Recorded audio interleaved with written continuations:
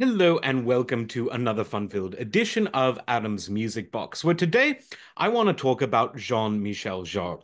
Now, Jean-Michel Jarre was one of the pioneers in synthesizer-based music, and specifically in a kind of proto-New Age style. But in no way was his music intended to be consumed as background music, as some of the New Age stuff from the 80s and into the 90s was. He intended his music to be at the center of large spectacles, and did he ever succeed in doing that?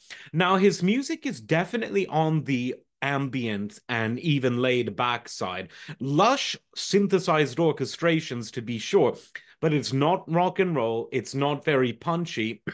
And maybe this explains why the music was never hugely popular in a North American market that was still very rock heavy in the 70s and 80s. But in Europe, he was and remains huge, both in his native France and elsewhere.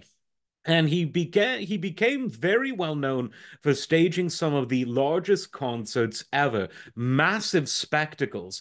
And in that sense, I see him as an influence on Andre Rieu. Now, those who have, your PBSs and stuff, you'll know Andre Rieu as the Dutchman playing a violin, usually wearing sort of 18th century costumery, playing light classical music of the European tradition, mainly Johann Strauss, but also his arrangements of other light classical and operatic favorites.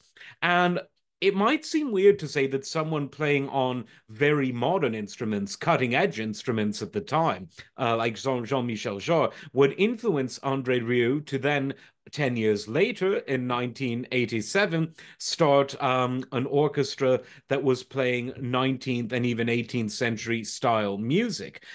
How could that be an influence? Well, the answer is that Jean-Michel Jarre pioneered the Eurocentric spectacle of a concert, which was kind of different than the North American style of, your big rock concert or your rock festival. There was something decidedly Western European about both Jean-Michel Jarre's approach to spectacle and to Andre Rieu. And so, in that sense, European rather than North American or some other influence, and a spectacle that is implicit to the music. The Jean-Michel Jarre music, even though his albums sold very well in Europe, they really took off because of his larger than life stage performances. And in this sense, you could say that he was also an influence on the Greek musician Yanni, who took his new age music in the 80s and 90s and also had these large spectacles. And well, it's true that Yanni was never cool.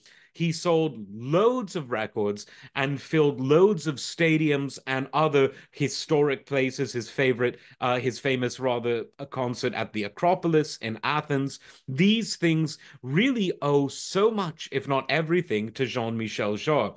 Now, his most well-known album, for those who might be curious about getting into it, was definitely the Oxygen album from 1976. But you could also say that Equinox from 78 was also part of this classic canon of Jean-Michel Jarre music. And his pioneering of all sorts of the latest and greatest synthesizers of the time is really interesting because even if you don't like this sort of pseudo new age ambient style music, if you're more into the rock and the fusion side of synthesizer, this album, these series of albums, really let you hear these classic analog modular synths in their naked perfection without anything else going on around them.